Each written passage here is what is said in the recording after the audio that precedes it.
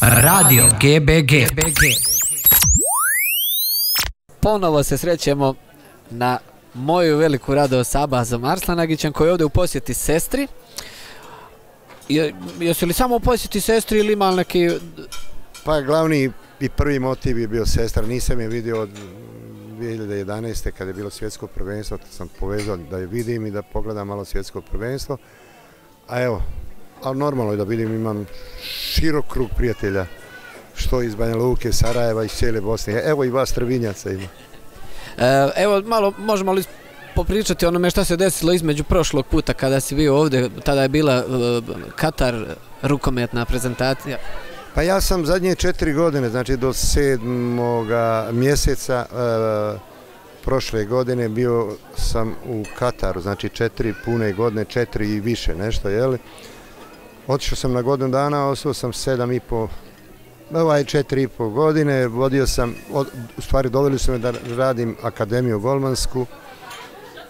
Vrlo kratko sam to radio jer su vidjeli da to je utopija i da je preambiciozno za katarske uslove iz razloga toga što te polaznike akademije nisu selektirali ljudi iz federacije, već to radili skauti klubski koji su interese klubske zadovoljavali, kupili djecu po tim školama, tako da svi oni malo motorički jača djeca, znači oni koji su bolje se kretali, brži, jači i snažniji, ti su igrali, a oni malo deblji, masniji, da budem pod navodnicima, oni su išli nago i onda to već bio propao projekat, tako da smo nakon toga prešli u rad sa selekcijama, tako u te 4 godine radio sam gotovo sa svim selekcijama, čak sam bio u jednom periodu i prvi trener A reprezentacije na azijskim igrama u Kini, u Guangzhou. A sada, nakon Katara, čime se trenutno baviš? Sad se odmara. Neposredno po povratku sam bio vrlo angažovan radom na mojoj knjizi, na 3. knjizi koju sam objavio, knjiga koja se bavi istom problematikom kao prethodne 2, a to je golman u ekipi, u rukometnoj ekipi. Knjiga je stvari moj životni rad, moje životno iskustvo u radu sa golmanima, moje golmansko iskustvo, znači sve što sam stekao kroz igre, kroz treninge, to sam stavio u knjigu i tako da je to jedan priručnik koji može poslužiti svim trenerima i onim koji su završili fakultet, ali normalno i oni koji nisu završili fakultet za fizičku kulturu, poslušati kao jedan priručnik, kao jedan vodič kroz rad. Kako se knjiga zove? Karika koja nedostaje? Prva knjiga je na rukometnom golu, druga je priručnik za rukometne trenere i golmane, a ova 3. se zove Rukometni golman, najvažnija karika uspjeha. I to je nekako, malo prije sam ja slušao vašu priču kada kažeš koliko golova recimo si ti branio, od recimo 7 ti odbraniš 6. Penala, nisam ja sportski neki tip, ali onda skontam pa koliko je to strašno važno za jednu ekipu. Pa mislim, evo svjedoci smo ovih dana se igra to evropsko prvenstvo u Danskoj i pogledajmo, sve jedna ekipa koja ima dobro golmana ima šansu da osvoji. Znači iza svih tih zlatnih medalja, iza svih tih osvojenih medalja stoje golmani kao prve ličnosti, prve figure sve jedne te ekipe. Ovi Danci igraju dobro, zašto? Landini im brani fenomenalno. Tako da Hrvatsko isto, ali vrlo korektno. Šveđani imaju Sjeberga, imaju Andersona, to su 2 dobra golmana, tako da Poljaci imaju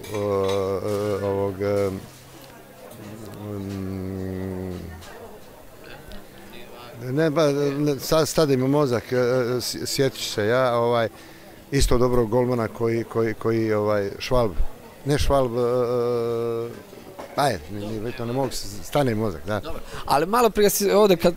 Da kažem, iza svih tih stoji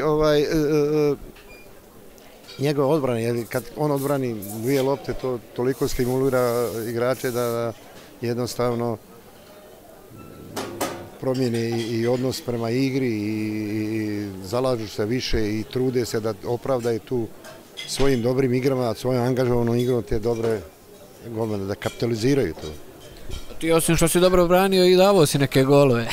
Pa ja sam dobio golove s gola na gol, to sam, imam zvanični golova u ligi, Jugoslovenskoj ligi 18. Dao sam jedan gol i za reprezentaciju i to sam. A to je sigurno više nego neki ovako što bi trebali da daju. Pa dobro, bilo je to, gledaj jednu stvar, ja sam bio pionir u mnogo čemu, ja kažem kad pričamo o branjenju, o tehnici, moj prijatelj i reprezentativni kolega iz jugoslovenske reprezentacije Branislav Pokrajac na promociju u Beogradu koju sam imao 20. novembra kada je bilo svjetsko prvenstvo za žene u Beogradu. Rekao je da se branjenje u rukometu računa do mene i poslije mene, tako da znači da sam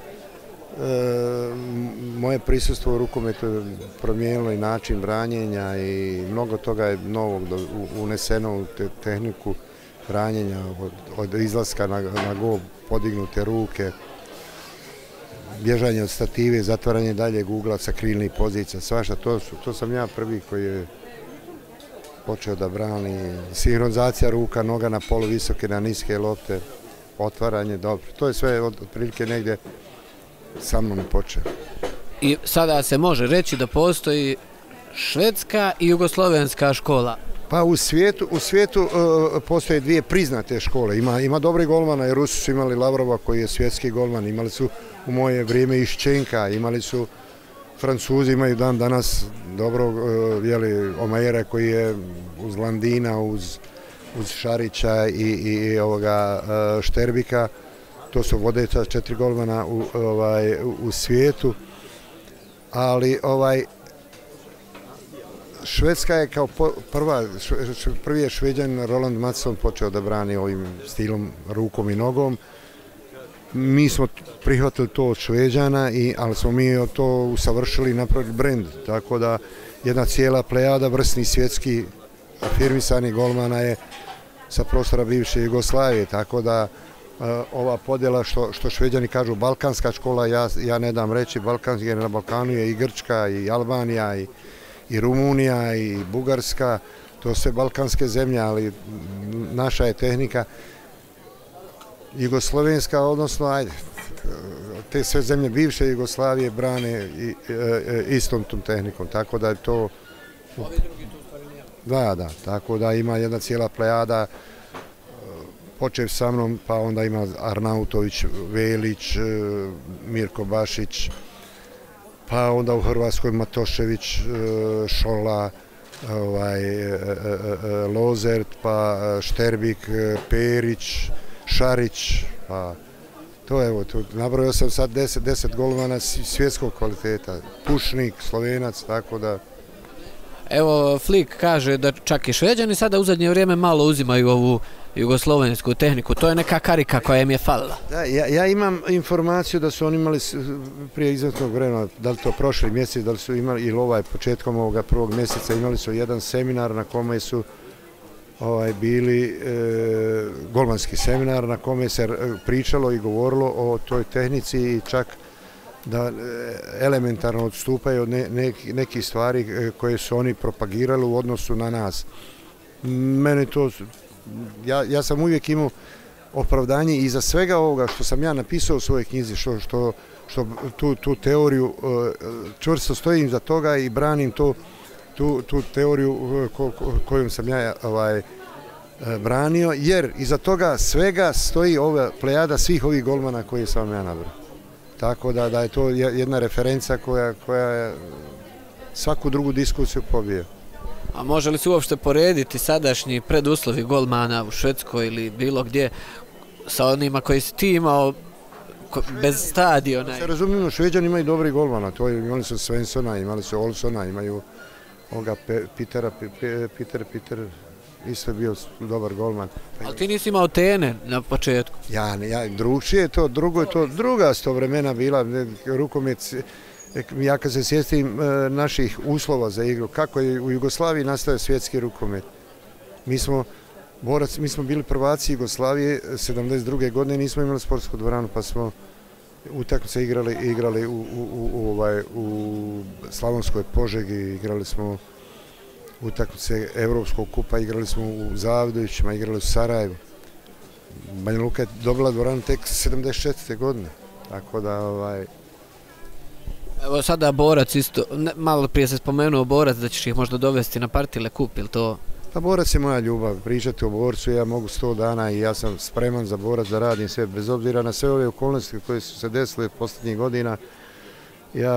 Ja sam čak i bio trener Borca i ružno sam otišao iz Borca i ja taj Borac ne poistovjećujem sa ni predsjednikom skupštine, ni predsjednikom uprave. To su ljudi, to su prolazne neke energije koje budu i prođu i ljudi zaborave ko je bio predsjednik, a Borac u mene ostaje, Borac je moja ljubav i tako da pričati o Borcu mogu 100 dana i za Borac sam spreman pružiti ruku ovdje ispred ovog shopping centra prosto, ako treba, tako da je to jer ja sam profesor fizičke kulture i da nisam bio rukometaš, bio bi neki profesorčić sa nekom mizernom platom i sad negdje u penziji sastavljao jedva kraj s krajem, međutim zahvaljujući rukometu, Borcu, sve sam u životu napravio, tako da je to moja neka obaveza prema tome svemu.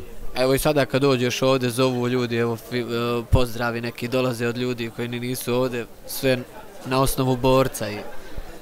Pa dobro, Borac je veliko ime rukometnog sporta. To je klub koji je svjetskom rukometu dao puno. Borac ima preko 25 reprezentativaca, ima olimpijskih medalja. Borac ima zlatni olimpijski medalja, ja mislim, ako računamo i Smajlagića i Saračevića koji su sa Hrvatskom osvojili, a to su Borčevi igrači, ima 10-ak, 12, 13 zlatnih olimpijskih medalja, svjetskih prvenstava, prvaka svijeta, bezbroj. Tako da klub sa jednom velikom tradicijom, šteta u slabijim su materijalnim uslovima, Boga mi skoro pred gašenjem prijeti opasno da se ne ugasi, ali valjda neće. Ne može grad, ja sam bio dole, bio sam sa gradonačelnikom, sa njim sam se sreo jednom slučajno u avionu, on se vraćao iz Kine, ja išao iz Katara. Nema love na prostorima, a nemamo ni nekog sponzora, jakog, čvrstog sponzora koji bi... Jer sav se sport profesionalizirao, privatni kapital dolazi u sport, a u onom sistemu prije rata je bila sofka, bio je...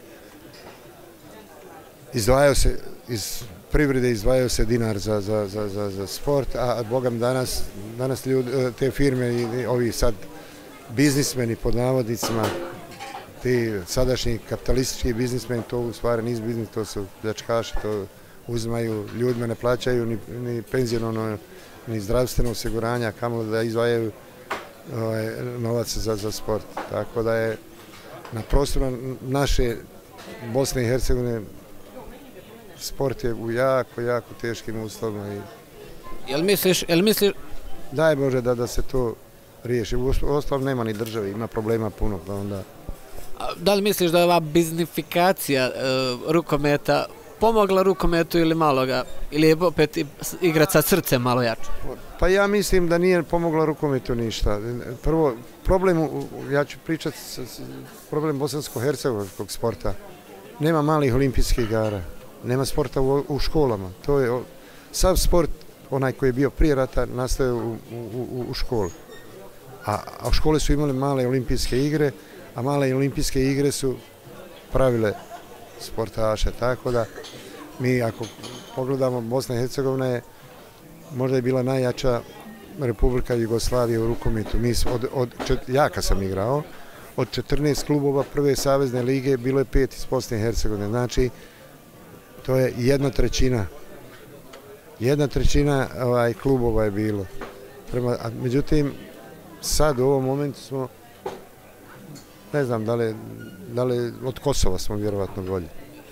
Ali u ostalom, ja sam to neki dan izjavio u novinama, pa su se malo gospoda iz Rukometnog saveza uvrijedili da sam reprezentaciju Bosne i Hercegovine uporedio sa dobrovoljnim vatrogasnim društvom. Rekao sam u reprezentaciji igra onaj ko hoće, a ne ko je dobar i ko je zaslužio. Jer kako drugčije objasniti činjenicu da u reprezentaciji Hrvatske sad trenutno ima dvojica i to važnih igrača i sad prostora bivšeg gosta, to je Alilović i Buntić. A potencijalni kandidata tu je još Matić, tu je Marić i to je golman Šego. Znači pet igrača s kojim je Bosna i Hercegovina, ako dodamo još Mladena Bojnovića koji igra za Srbiju, znači to bi bila top reprezentacija koja bi igrala i svjetska i omladinska, i svjetska i europska prvenstva, tako da to je. Dalje ne vode računa o tim mlađim, evo sad ove godine tek počeo Mrkonja snagom svog autoriteta i ambicije da okuplja tu djecu malo više, da je bude malo pod navodnicima dosadan tim ljudima, da mu pronalaze, a vjerujem da on to više pronalazi sam nego oni sredstva, da on njih okuplja, da idu. I sad su igrali kvalifikacije u Danskoj, pobjedili su Bugare lagano, a izgubili su od Danaca u Danskoj 3 razlike, izgubili od Francuza koji su bili prvaci u toj grupi 5 razlike, znači ravnopravno su se nosili sa tim selekcijama. A tvrdim da u Bosni i Hercegovini, evo ostalom to je nogomet je potvrdio, idu na svjetsko prvenstvo, ima talenata za sve sporte. A knjiga je namijenjena golmanima, golmanskim trenerima, nije ovako recimo nama običnim smrtnicima, ili? Pa mislim da ima tu interesantnih stvari, imam jedan prvi uvodni dio kako je to počelo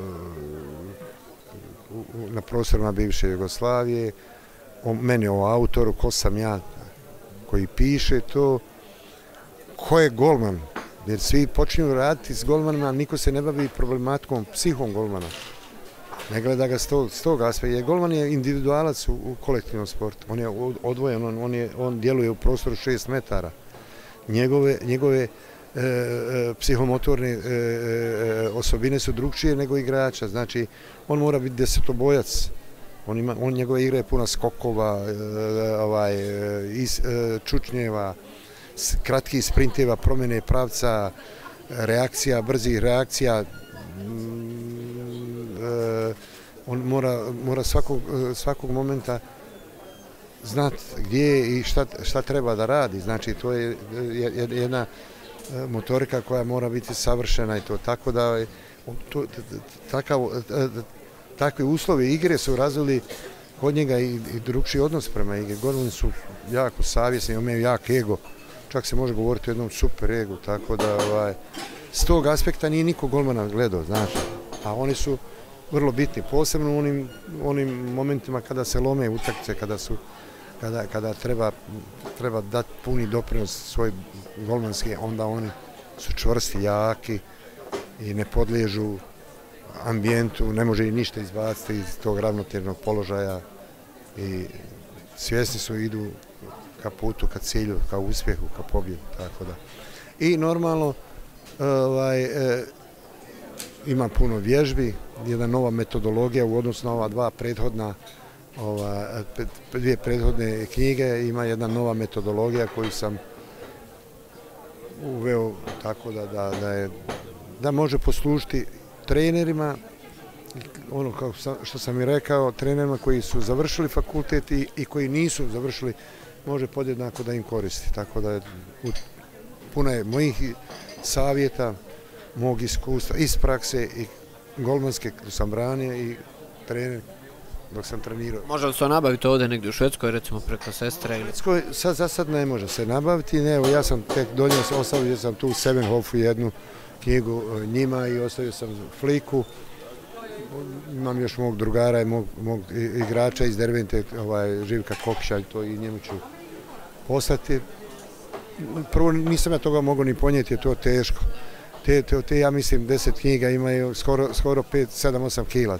Knjige su, to je onaj punomasni papir, onaj offset, to je visoka štampa.